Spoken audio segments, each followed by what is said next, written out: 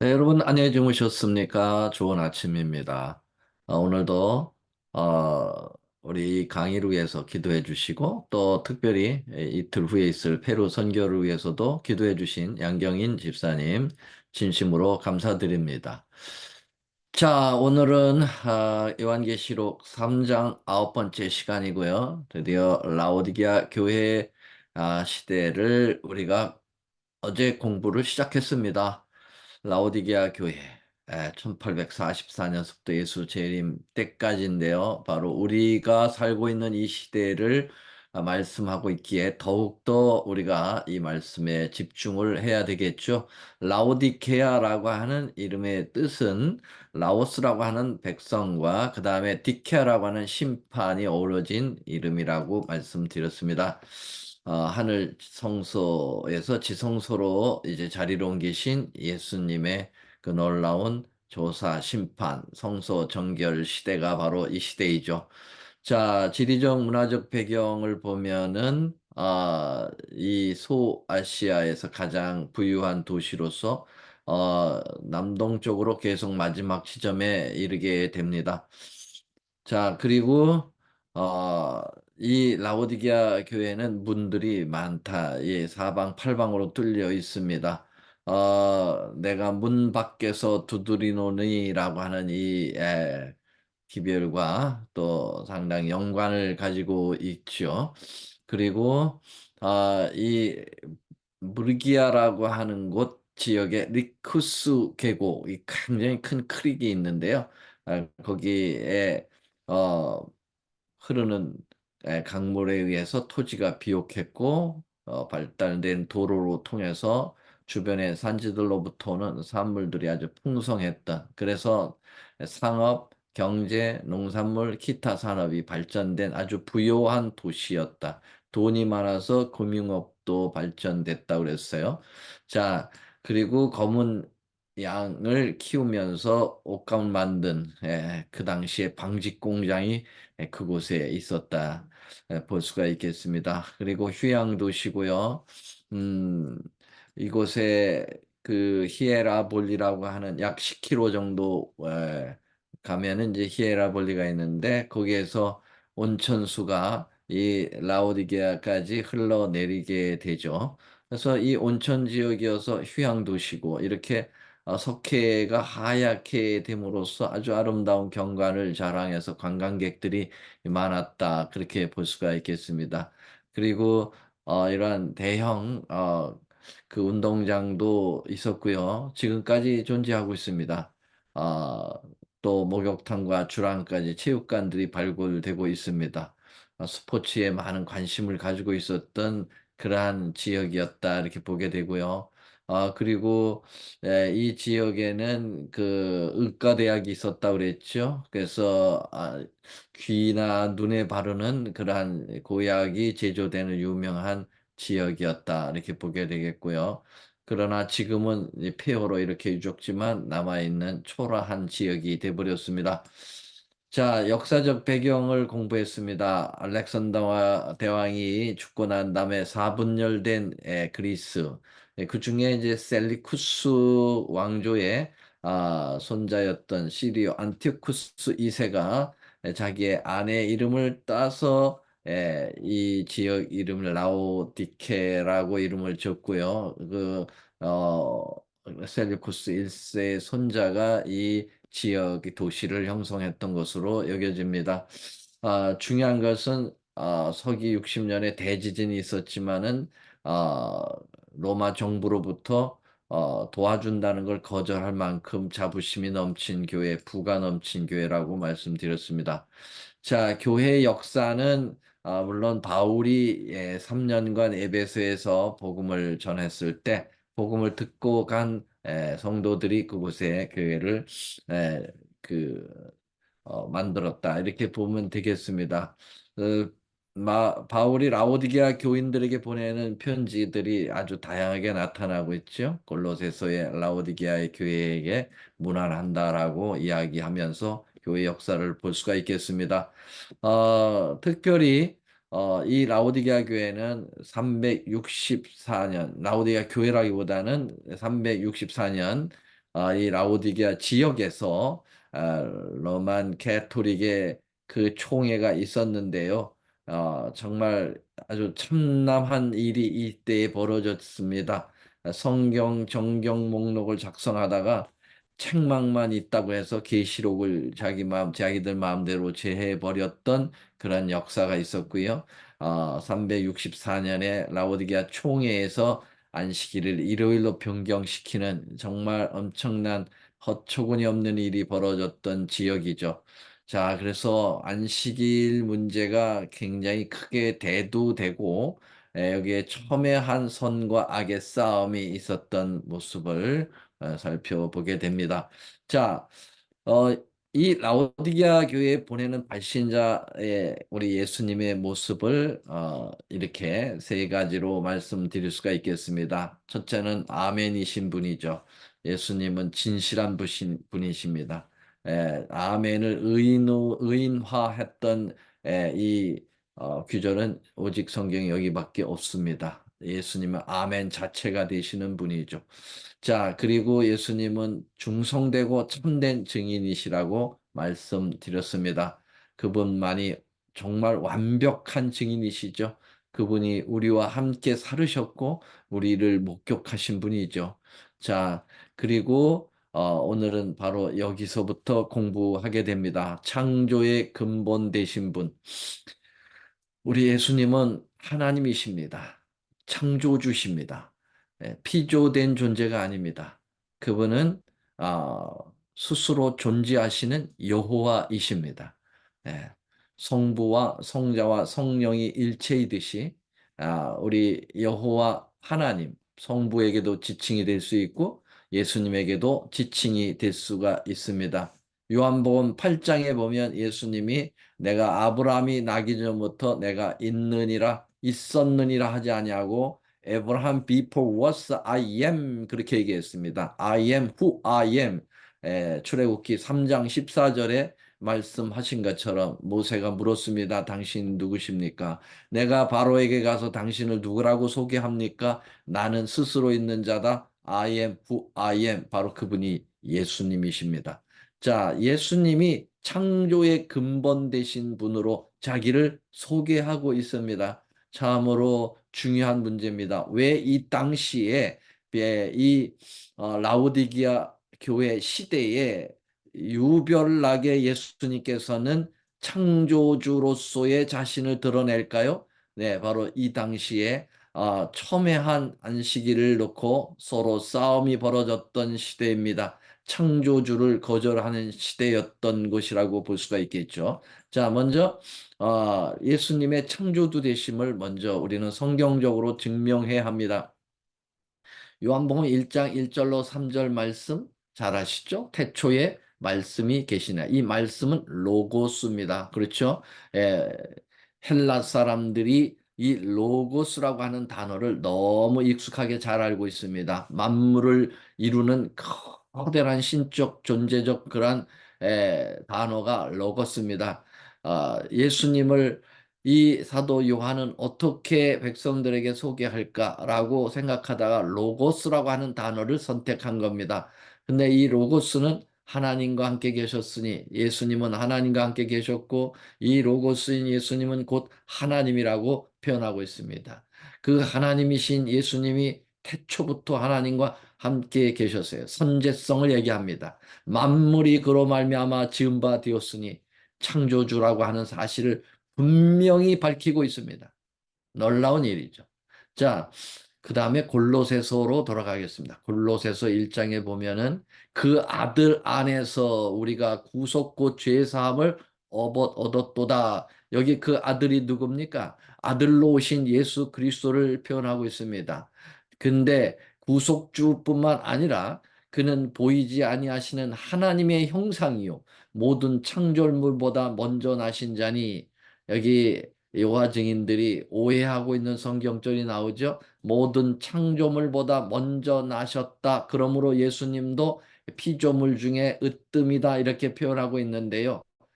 먼저 나신 이 표현은 프로토토코스라고 하는 헬라어인데요.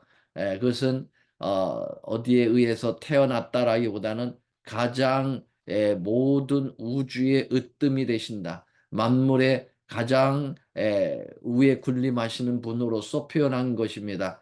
누구에 의해서 피조된 존재가 아닙니다.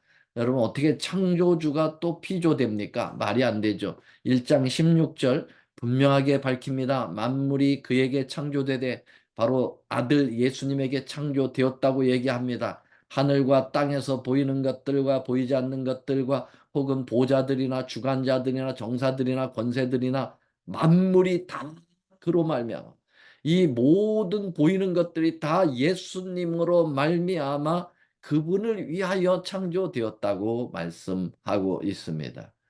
이만하면 족하지 않습니까? 네, 더 많은 것이 있지만 뭐 창조주이신 예수님에 대하여 이 정도 하고요. 에, 이 19세기 중엽에 바로 라오디게아 교회 시대죠. 1844년부터 시작된 이 라오디게아 19세기 중엽에 세속적 사조가 엄청나게 일어났습니다. 여러분, 자, 지질하기에서 1830년입니다. 제임스 하트, 찰스 라이엘 등이 동일 과정선을 발표하면서 이 창조론의 그 홍수가 있었던 이 그 홍수를 완전히 신화로 돌려버리는 지질학 주장자들이 나온 겁니다. 동일 과정설이라는 말은 지층이 아주 오랜 세월 동안 차곡차곡 동일하게 쌓였다 그렇게 얘기합니다. 그러나 노아 홍수를 주장하는 창조 과학자들은 이 지층은 대격변이 있었다. 전 세계적으로 있었던 홍수로 인하여 대격변을 일으켰다라고 이야기하고 있는데요. 이 둘이 맞부딪힌 겁니다. 그런데 이 지질학의 그 동일 과정서를 많은 사람들이 믿음으로써 오히려 이 노아 홍수를 부정하고 노아 홍수가 부정되게 되면 창세기 전체가 부정이 되면서 창조자이신 하나님을 부정하게 돼버리는 지질학이 이때의 극성을 부렸다 이렇게 보면 되겠습니다. 그러면 정치 경제학적으로는 또 어떻게 창조주를 부정하게 됐을까요? 1848년에 칼 막스라고 하는 사람 있죠. 이 사람이 유물론을 주장하면서 이 신이 신보다는 물질이 최고다. 그러면서 이 종교 사관을 완전히 무너뜨려 버리고 공산주의를 선언하게 된 것입니다. 이 1848년 이판사판이죠. 그 제가 외우기 쉽게 그렇게 말씀드리는 거예요. 이판사팔 바로 1844년서부터 약 3년이 지난 때에 이러한 일들이 벌어졌다는 거 여러분 무슨 의미가 있는지를 아시겠죠? 그 다음에 여러분 천일공로할 만한 또 과학이라는 미명 아래 엄청난 창조론을 부정하는 학문이 나왔는데요. 그것은 여러분들이 너무나도 잘 알고 있는 찰스 다윈의 진화론 발표가 여러분 언제 있었다고요? 1859년입니다. 종의 기원이라고 하는 책을 1859년 하필이면 이때 또 이 학문으로 나와서 수많은 사람들에게 인정을 받고 이제 완전히 창조주는 없다. 완전히 이 세상은 아메바서부터 시작을 해가지고 우연 발생해가지고 말이죠. 점차적으로 진화되어서 원숭이가 인간이 되었다. 하나님이 원숭이 따로 사람 따로 창조하셨는데 또 소나무, 잣나무 따로 창조하셨는데 각기 종류대로 창조하셨는데 너 그것을 완전히 부정하는 것입니다. 이러한 정말 그 하나님의 신적 존재, 창조주를 완전히 부정하는 마귀적 학문이 해필이면 이때 태어나는 이유인 것이 무엇일까요? 이 디올로지 신학에 대해서도 엄청난 도전이 있었습니다. 1844년 바로 라오디게아 교회가 시작되고 하늘 성소가 열리면서 예수님의 그 놀라운 하늘 성소 봉사의 그 중요한 때를 맞춰서 벨하우젠이라고 하는 사람, 장 오스트크라고 하는 이 프랑스의 의사들이 말이죠. 고등적으로 성경을 비평했어요. 그래서 뭐, 이문서, 그 다음에, 음, 그 모든 알문서 뭐 해가지고 말이죠. 창세기를 완전히 난도질을 했습니다. 창세기 1장서부터 2장 3절까지는 이 하나님, 엘로힘 하나님이 계속 30몇 번 나옵니다. 엘로힘, 엘로힘, 엘로힘. 근데 창세기 2장 4절부터는 여호와 하나님으로 바뀝니다. 여호와 하나님이, 여호와 하나님이, 여호와 하나님이 계속 바뀌는데 이게 왜 이렇게 어, 엘로힘에서 여호와로 바뀌었느냐? 예, 하나님은 바로 어, 그 엘로힘이라는 하나님이 있고 여호와라는 하나님이 있고 그래서 이 하나님을 이중적으로 보고 어, 그리고 이 하나님에 대한 이 기록이 모세가 기록한 게 아니라 뭐 이 여호와 하나님을 믿는 사람들이 또 엘로힘 하나님을 믿는 사람들이 기록한 것을 나중에 또 에디트한 것이다, 편집한 것이다. 막 이렇게 완전히 고등 신학을 가지고 비평했어요. 그리고 성경에 나오는 많은 그러한 홍수라든지 또 홍해를 건넜다든지 뭐 이런 것들은 다 신화적인 것이다. 그래서 그런 거 다 빼면 남는 게 없죠. 이렇게 만들어버린 것이 고등 비평학적 하이 크리스틱즘이라고 하는 신학을 가지고 또 창조론을 공격했던 것입니다. 이번에는 철학을 볼까요? 철학은 에, 니체라고 하는 사람이 이때 하필이면 태어났어. 이 니체는 목사의 아들인데도 불구하고 신은 없다, 신은 죽었다, 뭐 이런 아, 정말 한마디로 말하면 개소리를 했습니다. 예. 그리고 자연주의 불가지론 알 수가 없는 거다. 막 이런 식으로 해서 철학적으로 또 창조론을 공격하고 신의 사신론을 주장했어요. 신이 죽었다라는 것을 주장했습니다. 이게 다 모두 19세기 중엽에 일어났던 복합적인 공격입니다. 사단이 얼마나 이 창조주, 특별히 창조주를 기억하게 하는 안식일에 대한 그러한 그 증오가 넘쳤으면 이렇게 했을까요? 자, 그러면 하나님은 가만히 계셨겠습니까? 하나님께서는 이 19세기 중엽에 하나님도 엄청난 이 부분을 강조하십니다.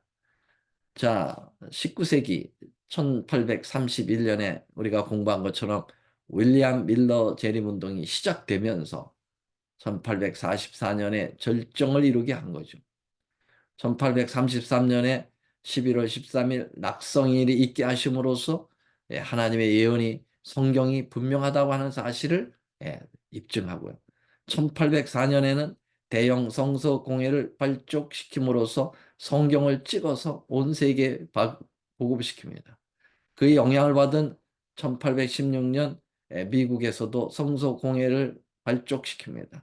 아메리칸 바이블 소사이어티라고 하는 성경 찍어내는 공장을 만들어서 보급하는 일이 바로 이 19세기 중엽입니다. 왜요? 사단의 도전이 이렇게 심각하기 때문에.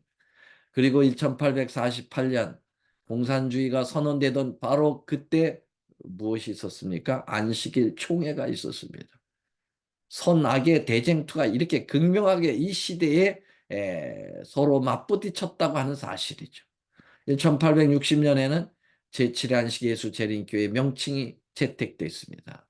1859년에 여러분들이 종의 기원 진화론이 발표되기 후 바로 1년 후에 있었던 일입니다.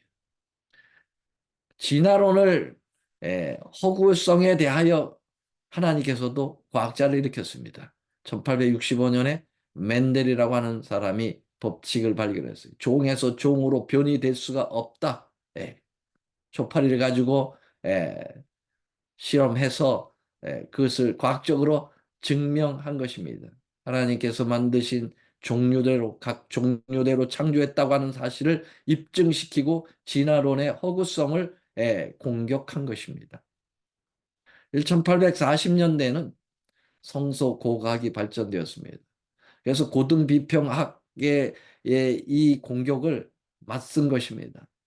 그래, 그러면은 에, 정말 창세기에 그 나오는 여러 가지의 일들을 다 부정하고 있는데, 그럼 직접 창세기가 있었던 지역으로 가서 삽을 들고 파헤친 겁니다.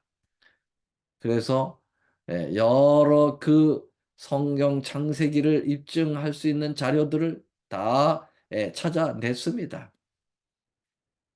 한 가지 예를 들면은 성서 고고학 고등 비평학자들은 애굽에 포도가 재배되지 않았다. 그런데 어, 출애굽기에 보면은 어, 그 요셉의 꿈이 있잖아요. 그래서 포도주를 만들어서 왕에게 바친 예, 술 맡은 관원 얘기가 나온 건 다 거짓말이다. 애굽에는 포도가 재배가 안 된다. 예. 그러면서 누구 얘기를 들었냐면 어, 역사가의 아버지 헤로도투스의 기록을 가지고 맞댔습니다. 그래서 직접 고고학자들이 애굽으로 갔습니다.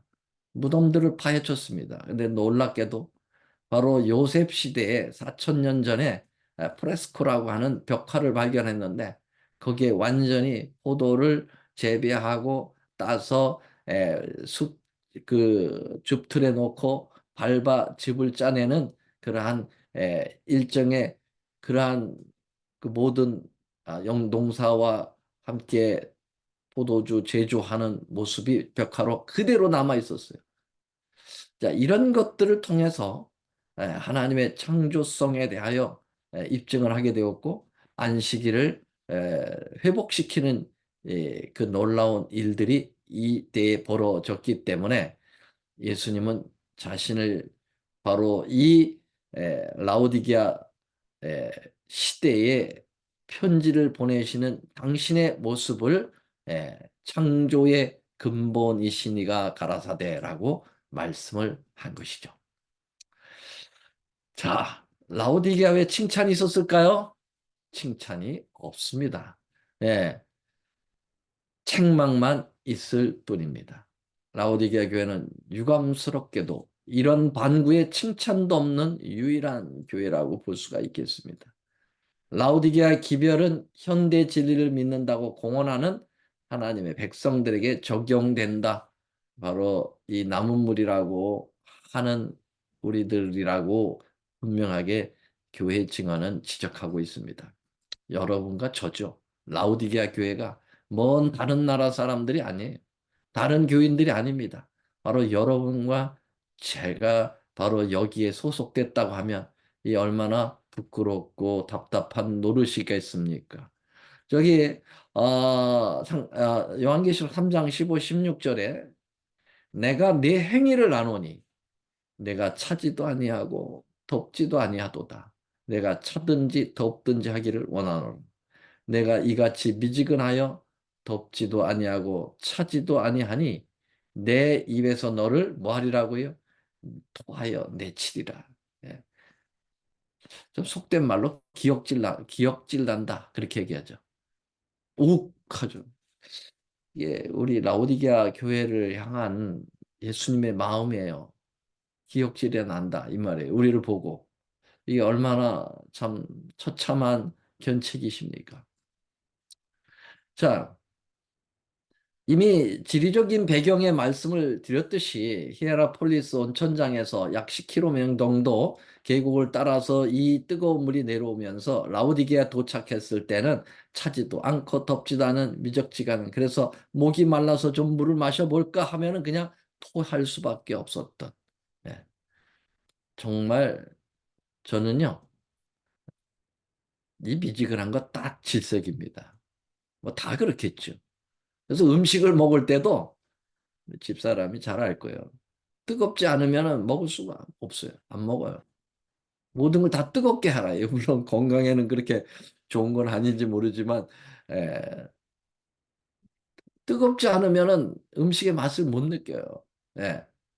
그리고 여름엔 또 차가워야죠. 예. 그래서 물을 마실 때 아주 차가운 물을 마셔야지 미적지근한 물은 토할 것 같지 않습니까? 네. 제 성격이 그런 것 같아요. 그래서 아주 미지근한 걸 제일 싫어합니다. 이왕 신앙을 하는 것 좀 열정을 내야 되는데 말이죠. 예? 이것도 아니고 저것도 아니고. 참 이게 오늘날 우리의 신앙의 모습이에요. 예. 그건 남 얘기 아니라 제 얘기죠. 음식은 뜨겁고 차게 먹으려고 하고, 그러나 신앙은 그렇게 못하는 제 자신의 모습에 정말 하나님 앞에 회개하는 것입니다. 여기 참 재미난 표현이에요. 이 교회는, 이 라오디게아 교회 시대의 성도들은 그리스도의 이름을 완전히 던져버리기에는 너무 종교적이야. 그런데 그리스도를 위해 견고하고 연합된 입장을 취하기에는 너무 또 세속적인 교회야. 그래서 거칠에만 대단하지만 거칠어는 아주 종교적이에요. 굉장히 안식일도 가지고 있고 재림도 기다린다고 하고 뭐 굉장한데 내면으로 들어가면 이건 세속적인 것이 너무 많아. 예. 이게 미지근한 것이 아니겠느냐라는 것입니다. 장차 올 세상의 은사를 맛보고 거룩한 은사에 속한 자가 되기는 했으나 미미한 불꽃에 불과한 신자, 세리와 창기도 아니요. 세리와 창기는 오히려 차가운 상태예요. 그들은 회개할 기회가 있어. 사도들은 뜨거운 자들입니다. 근데 이것도 아니고 저것도 아닌 겉으로만 대단한 종교인처럼 생각하는, 그러나 내면은 형식에 가득 찬 바리새인과 사두개인들, 이 사람들 미지근한 사람들인데 오늘 우리가 그런 모습이 아니냐. 율법주의적인 그저 겉으로만 어떤 율법을 강조하지 내면으로는 그 율법적인 삶을 살지도 못하면서 말이죠. 이게 우리의 모습이 아닌가. 미지근한 상태. 그리스도와 예수님과 세상 중간에 나눠져 있는 양쪽의 발을 다 딛고 있다가 필요에 따라서 중심을 옮기는 기회주의적 신앙. 참 불편합니다. 제가 이런 얘기하는 거 여러분 들을 때 불편하실 거예요. 제 자신도 불편합니다. 그러나 어쩌겠어요. 이게 주님께서 마지막 교회 보내는 기별인데요. 받아들여야죠. 근데 이걸 또 안 받아들이는 게 문제라는 거죠. 자, 교회 증언 2권 176쪽에 그대가 차갑다면 회심할 수 있는 희망이 어느 정도 있겠지만 그리스도 대신 자신의 의를 둘러 걸친 곳에는 속임당한 바 된 사실을 발견하기가 대단히 어려우며 자기의 의를 벗어내 던지기가 그토록 어렵기 때문에 이런 경우는 영향을 미치기 가장 어려운 것이다. 회심하지 않고 하나님이 없는 죄인이 오히려 그러한 사람보다 더 유리한 입장에 서 있다. 그렇게 얘기했어요. 여러분, 더운 상태는 뭐냐? 하나님의 은혜를 계속 접촉하는 사람의 열렬한 헌신으로 특정지은 상태예요. 그럼 차가운 건 뭐냐? 이제까지 은혜의 능력에 접촉돼 본 적이 없는 사람이에요. 그래서 하나님의 은혜가 이르게 되면 열렬하고 열성 있는 그리스도인이 될 수 있는 희망적 사람이 오히려 차가운 사람이다라는 거죠. 자, 3장 17절에 이건 우리 모습이니까 한번 같이 읽어보겠습니다. 뮤트하시고 시작. 내가 말하기를 나는 부자라 부요하여 부족한 것이 없다 하나 내 곤고한 것과 가련한 것과 가난한 것과 눈먼 것과 벌거벗은 것을 알지 못하도다. 자, 이 성경절을 가지고 저는 이렇게 이 교회를 평가합니다. 라, 라오디게아 교회는 착각교회다. 착각하고 있어요. 형편없는데도 자기가 형편이 있다고 그래. 예. 아주 가난한데도 부자라고 그래. 눈을 멀었는데도 멀쩡하게 눈 떴다고 합니다. 벌거벗었는데도 옷 입었다고 이야기합니다. 이걸 뭐라고 그래요? 착각교회. 왜 착각교회? 라오디게아 교회는 착각교회다. 두 번째, 라오디게아 교회는 망상교회다. 망상에 젖어 있어. 현실을 몰라. 예. 그냥 망상. 예. 라오디게아 교회는 허상교회, 허상. 예. 겉만 번지르지 뭐 속이 찬 게 없어. 허상교회. 마지막, 라오디게아 교회는 정신병에 걸린, 미친병에 걸린 거예요. 여러분, 자, 옷도 안 입고 막 돌아다니면서 나는 옷을 입었다. 이거 미친 사람 하는 일 아닙니까? 예, 정신병자들 하는 노릇이 아닙니까? 너무 냉혹하게 이 시대를 평가했나요? 제가 평가한 게 아니에요. 성령 하나님께서 주신 계시의 말씀에 의해서 주어진 겁니다.